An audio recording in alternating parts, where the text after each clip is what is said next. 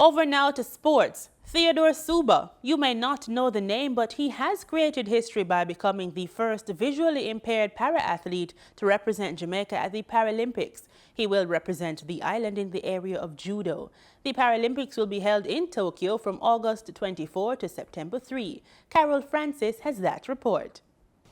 When we visited the Sir John Golding Rehabilitation Center, we found Theodore Subba and his coach in a sparring session.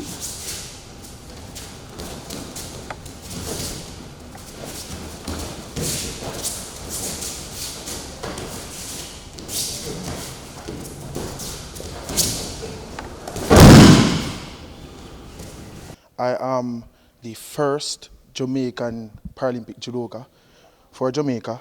I've been doing this sport close to 3 years now. And it has been a very, I would want to say, up and down journey, but a good one nevertheless. Jamaica Olympic Association President Christopher Samuda was on hand and welcomed what he called a landmark moment for the local Paralympian movement. This has been a landmark for the Paralympic movement in terms of our training ground, and certainly it has marked the achievements of our para-athletes throughout the years. And today we are celebrating with Theodore Subba, who has made an historic feat. He is now a Paralympian, and he has qualified for the Paralympic Games, which will of course commence next month and will end in September. He has qualified in the area of judo, and we are absolutely pleased, the first para-athlete to do so in the history of the Paralympic Games. And therefore, we are going to go with optimism to the Paralympic Games. Judo was introduced as an Olympic sport for men at the Tokyo 1964 Games. Secretary General for the Jamaica Paralympic Association, Susan Harris Henry, explains the grading for para-judo athletes. For judo in the Paralympic Games, all the athletes have a visual impairment. All right, and by that we mean they cannot, some are blind, as in completely blind, and others have different degrees of visual impairment. We have 3 classes, B1, B2, and B3. Our athlete is in the B3 class. Now, persons might be saying, Paralympics, visual impairment. We actually, the Paralympic Games is for athletes with a physical disability and visual impairment. So, you know, this is actually our first visually impaired athlete that we're taking to the Paralympic Games. We've taken them to other games before, but never at this level. So this is a first in many respects for us.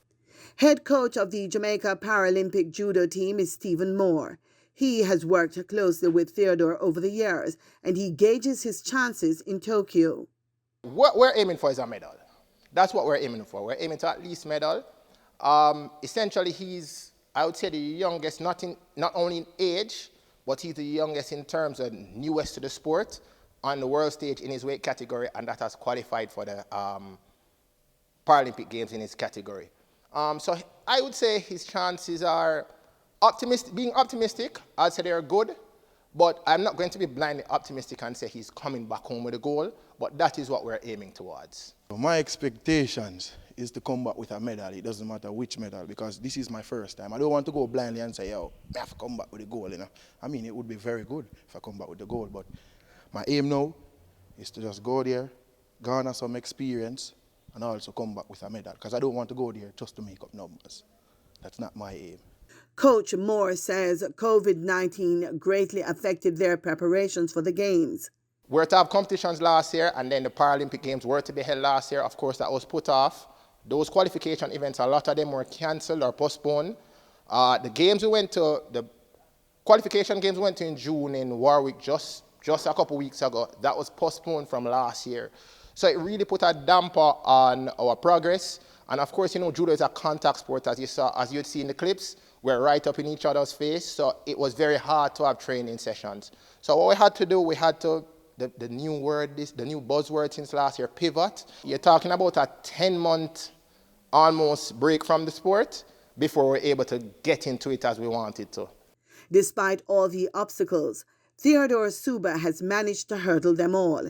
He expressed gratitude to all who have helped him on his tremendous journey. It's not me alone who contributes to this success now. So I'd like to thank the JOA and the JPA friends and family, supporters, who all played a vital role in me getting to where I am now.